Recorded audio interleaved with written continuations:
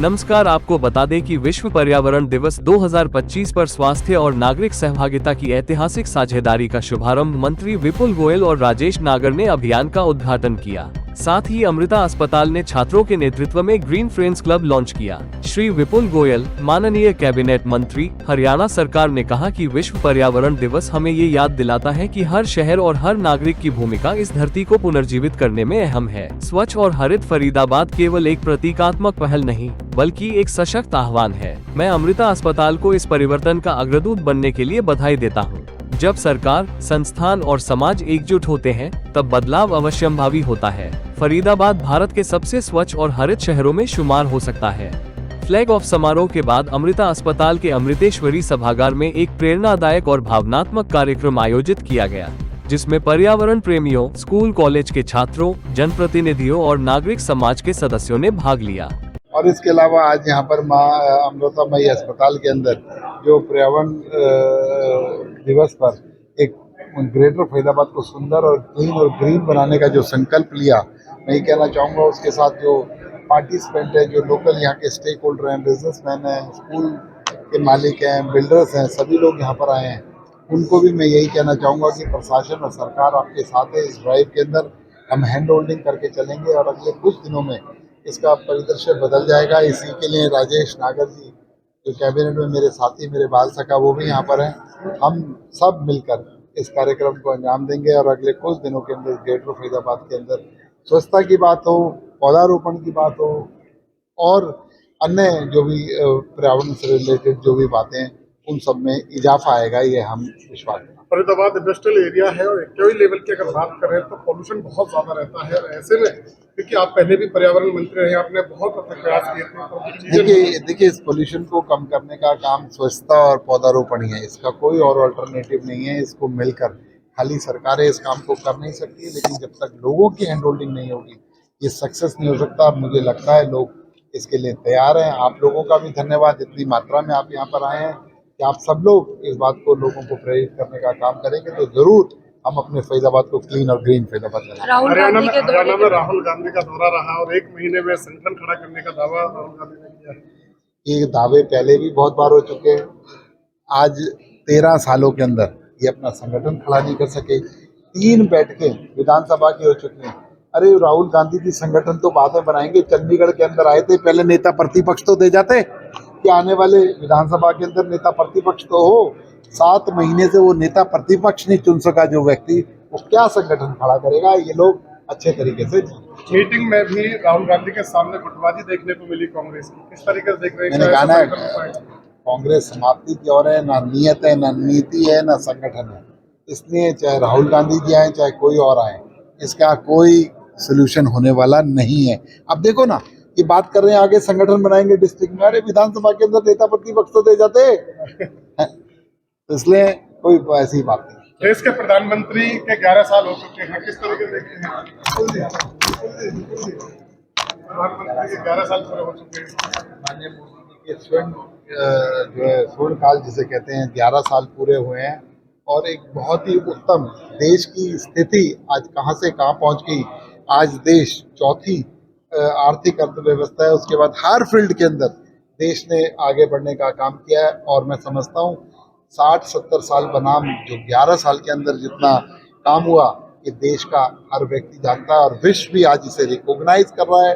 जहाँ देश का प्रधानमंत्री पीछे की पंक्तियों में इंटरनेशनल बैठकों के अंदर होता था, आज देश के प्रधानमंत्री नरेंद्र मोदी जी जो बात कहते हैं उस पर विचार करने का काम पूरा विश्व करता है। ये परिवर्तन हमारे तक नहीं बना पाए, 11 साल से ज़्यादा हो गए हैं। कई जिलों में इनके पास जिलाध्यक्ष तक नहीं है, तो बिना उसके ये गाड़ी चल रही है, बिना कैप्टन के ये जहाज चल रहा है। अब दावा कर रहे हैं कि 1 महीने के अंदर संगठन खड़ा करेंगे। देख लेंगे 1 महीने में क्या करेंगे। और सरकार अगर चुनी गई है तो हमने, जनता ने ही चुनी है, तो जनता और सरकार अलग नहीं है। दोनों मिलकर अगर सोचें, समाज सोचे, तो क्या नहीं संभव है। तो पर्यावरण दिवस केवल एक दिन नहीं है। जैसे हमारी माँ हमें कुछ दिन गोद में लेकर चल पाती है, हम बड़े हो जाते हैं, माँ जमीन पर रख देती है, पर ये प्रकृति माता तो जिंदगी भर हमें गोद में लिए चल रही है। तो एक दिन नहीं, पूरा साल नहीं, हर दिन हम छोटा छोटा प्रयास करेंगे, परिवर्तन आएगा। आप और हम प्रयास करेंगे तभी परिवर्तन आएगा। तो उसी की एक पहल है कि हम सब मिलके प्रयास करें, जरूर होगा।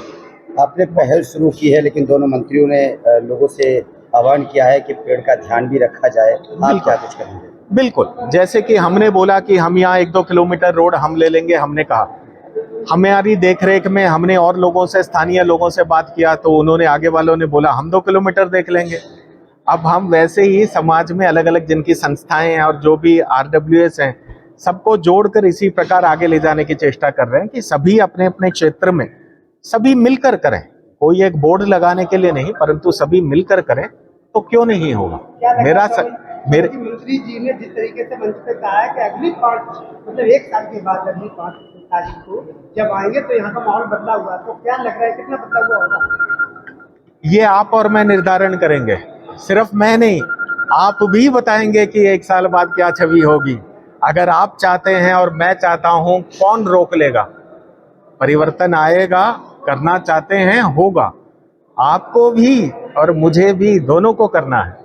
मंत्री जी मंच पे बोल के गए, उनका सहयोग है, नहीं तो ये कार्य शुरू नहीं होता, और उनका सहयोग आगे भी रहेगा।